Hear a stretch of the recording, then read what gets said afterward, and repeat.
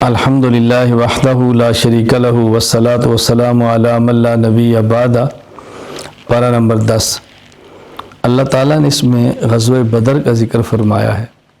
یہ غزوہ بدر اور جنگ بدر مسلمانوں اور کفار کے درمیان وہ پہلی اہم جنگ ہے کہ جس نے مشرکین مکہ اور کفر کی کمر توڑ کے رکھ دی ہے، اور یہی جنگ یوں سمجھیں کہ اسلام کی فتوحات کے دروازے کھول رہی ہے۔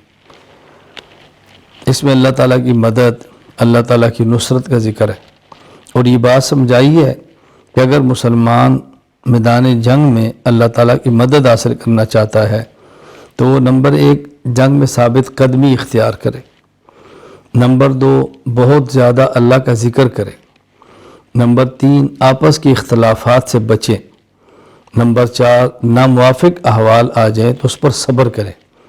یہ 4 چیزیں اللہ تعالیٰ کی مدد کو کھینچ لیتی ہیں۔ پھر آگے اس میں صلح اور فدیہ کا ذکر کیا ہے۔ کچھ مشرکین تو قتل ہو گئے، کچھ گرفتار ہوئے۔ جو گرفتار ہوئے تو ان کو فدیہ لے کر رسول اکرم صلی اللہ علیہ وسلم نے آزاد فرما دیا، چھوڑ دیا، جنگی قیدی پھر نہیں بنایا، فدیہ دیا اور فارغ کر دیا۔ پھر اللہ تعالیٰ نے آخر میں سورہ اعراف کے آخر میں فرمایا کہ مسلمانوں کے بھائی ہیں، جب مسلمان مدد مانگے تو دینی چاہیے۔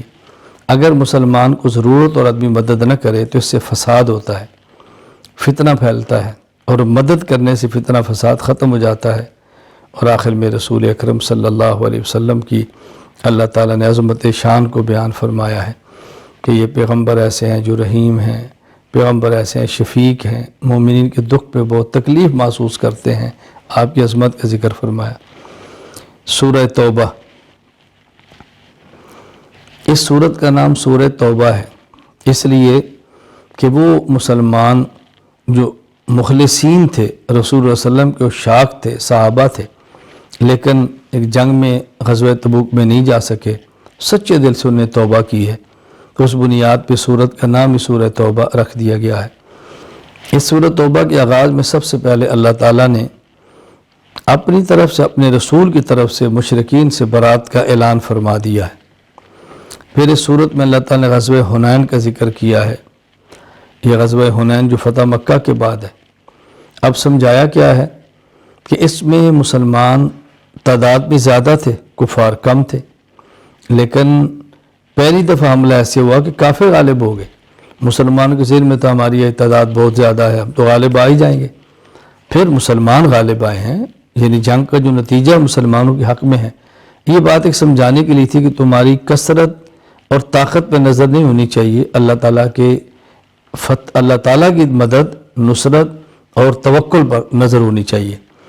پھر اس میں غار ثور کا ذکر کیا ہے کہ رسول اکرم صلی اللہ علیہ وسلم مکہ مکرمہ سے ہجرت فرما کے مدینہ منورہ جا رہے ہیں، راستے میں غار میں رکے ہیں، ثانیہ اثنین۔ اس میں رسول اکرم صلی اللہ علیہ وسلم کے ساتھی ابو بکر صدیق رضی اللہ تعالیٰ عنہ تھے۔ صحابہ کرام رضی اللہ تعالیٰ عنہ مجمعین میں سے ہر ایک صحابی کی کوئی نہ کوئی خصوصیت ہوتی ہے۔ صدیق اکبر رضی اللہ تعالیٰ عنہ کی خاص صفت یہ ہے کہ قرآن کریم نے اس شخص کو صحابی کہا ہے، اذ یقول لصاحبہ لا تحزن۔ اس لیے صدیق اکبر رضی اللہ تعالیٰ عنہ کی اگر کوئی شخص صحابیت کا انکار کرے وہ مسلمان نہیں رہتا۔ آگے اللہ تعالیٰ نے اسی صورت میں مشرکین اور اہل کتاب کے ساتھ جہاد کا حکم دیا ہے، پھر جہاد کے احکام بیان فرمائے ہیں اسی صورت میں۔ پھر آگے اس صورت میں غزوہ تبوک کا ذکر کیا ہے۔ رسول اکرم صلی اللہ علیہ وسلم نے، یہ غالباً واحد غزوہ تبوک تھا جس کی مشاورت کھلی ہوئی ہے، اور آپ نے بتایا کہ ہم فلاں طرف جا رہے ہیں۔ صحابہ کرام سے کھلے عام چندے کی اپیل بھی ہوئی ہے، صحابہ کرام کو ترغیب بھی دی ہے۔ تو اس میں منافقین جو رہ گئے وہ تو نفاق کی وجہ سے تھے، صحابہ کرام میں سے 3 جو رہ گئے ان کا ایک عذر تھا۔ پھر بعد میں ان کے ساتھ ہوا کہ ہمارا عذر بھی ایسا ہے کہ ہم چلے جاتے تو فرق نہیں پڑتا تھا، تو ان لوگوں نے پھر سچے دل سے توبہ کی ہے، اور قرآن کریم نے بہت احسن انداز میں ان تینوں کی توبہ کا ذکر فرمایا ہے۔ پھر اللہ تعالیٰ نے یہاں منافقین کے بارے میں ایک بات فرمائی ہے۔ میرے پیغمبر یہ بہانے تو تراشتے ہیں، سچی بات ہے کہ جانے کے لیے تیار ہی نہیں تھے. وَلَوْ أَرَادُوا الْخُرُوجَ لَأَعَدُّوا لَهُ عُدَّةً، اگر یہ جانا چاہتے تو کچھ تیاری بھی تو کرتے، تیاری بھی نہیں کی اور پھر یہ بھی کہہ رہے ہیں کہ ہمارا عذر ہے. تو جو جانے والا ہوتا ہے وہ تیاری کرتا ہے، پھر عذر سامنے رکھ دیتا ہے. اس بارے میں خاص چیز یہ کہ زکوٰۃ کے مصارف بیان فرمائے، مستحقین زکوٰۃ بیان فرمائے کہ زکوٰۃ کن کو دے سکتے ہیں. وہ 8 ہے. نمبر 1 فقراء، نمبر 2 مساکین. فقیر اور مسکین میں کیا فرق ہے؟ فقیر اسے کہتے ہیں جس کے پاس کچھ بھی نہ ہو، مسکین کہتے ہیں جس کے پاس ہو مگر اسے اس کی ضرورت پوری نہ ہوتی ہو.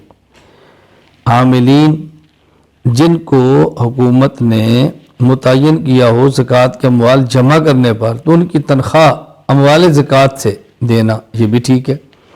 والمؤلفۃ قلوبہم، نو مسلم مالدار ہے لیکن اس کو زکوٰۃ کے پیسوں میں سے دینا اس کے دل کو اسلام کی طرف مائل کرنے کے لیے، مزید پختہ رکھنے کے لیے، یہ ذہن نشین فرما لیں. اب یہ مصرف نہیں ہے، پہلے تھا.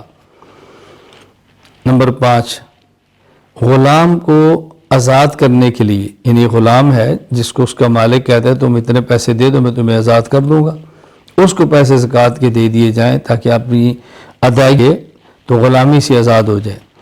نمبر 6 غارمین، مقروض، اس کو زکوٰۃ دینا کہ قرض سے اس کی نجات ہو جائے.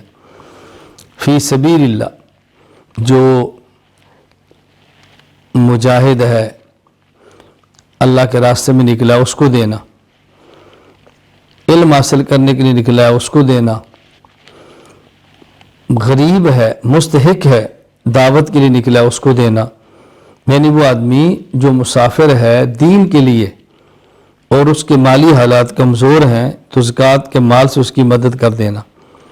مبنی سبیل مسافر، یعنی ایسا شخص کہ جس کے پاس اپنے گھر میں تو الحمدللہ پیسے موجود ہیں لیکن سفر میں اس کے پاس پیسے نہیں ہیں اور اس کو ضرورت پڑ گئی ہے، اب زکوٰۃ کے پیسوں سے اس کی ضرورت کو پورا کیا جا سکتا ہے. اللہ تعالی ہم سب کو احکام شریعت پر مکمل عمل کرنے کی توفیق عطا فرمائے. وآخر دعوانا ان الحمد للہ رب العالمین.